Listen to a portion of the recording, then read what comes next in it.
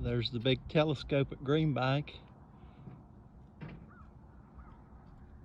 It's pretty important to the community here. A lot of folks work here and it's pretty good paying jobs. And then you got some of the earlier telescopes down through there. This is some of the maintenance shops over here. This is as far as you can go and be taking picture and video, because your cell phones interfere with the radio frequencies and waves that they're trying to observe from space. It's also a reason why this is a federally mandated quiet zone. If you have trouble with cell phone reception in Pocahontas County, this is why, because the cell phone towers have to put buffers on it to keep from interfering with this telescope here. Here's some of your smaller scopes up close. You got the gate here. You see in the background there, no spark plugs. They use diesel vehicles here on the facility because your spark plugs will interfere with what they're trying to listen to out there in space. If you're going to come up to the Green Bank Observatory, this is a good place to start. You got the tour center here, and inside you've got the Starlight Cafe. You can get something to eat, and then a little interactive place that you can go and learn more about the scope, and then a gift shop. Then you can also take a tour. I think it's like $5 a person, and they'll put you in there and give you a little bit of history from a video of the observatory, and then they'll put you on one of these tour buses and take you up all the way to the base of the scope. So that's worth doing. If you come, try to make sure you got time to do that. That's one of the earlier versions of radio astronomy.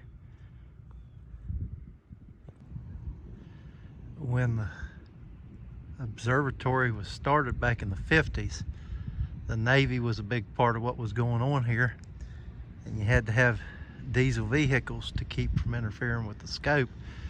So the Navy gave them all these diesel cars. And I remember when I first started coming up here, they would use these pretty frequently, because even with a diesel vehicle that's newer, a lot of the electronics that's in it, even though it don't have spark plugs, interfere with the telescope, and you didn't have to worry about it with these old 50 model cars that they had. So they were using these up till just a few years ago, and then they ended up scrapping a lot of them out, which is a shame, but this one's still here.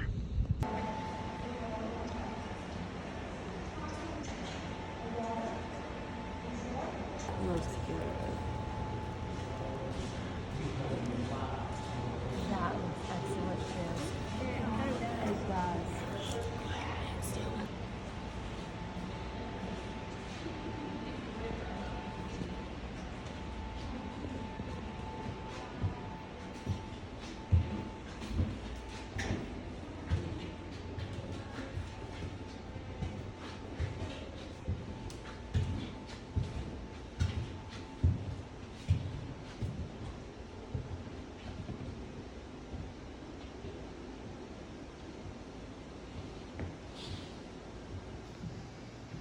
We've got in the exhibit hall a 2-scale model of the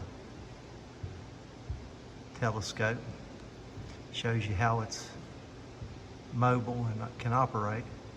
If you ever see it like this, they're probably doing maintenance on the pads. But you can play with this model, which is what I'm doing now, and see how it can turn.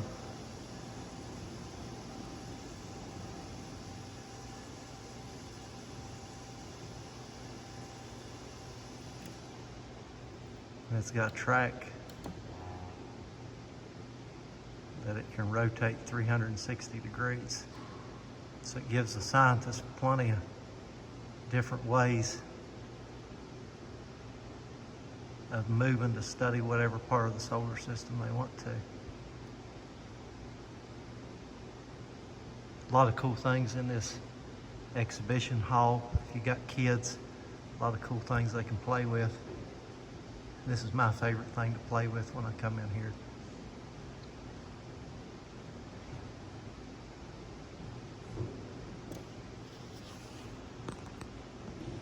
I keep calling it the Green Bank Telescope, but the actual name, the official name, is the Robert C. Byrd Green Bank Telescope.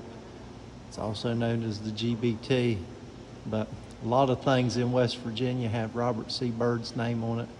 He was our U.S. Senator for a long time, and he brought a lot of money into West Virginia back in the day.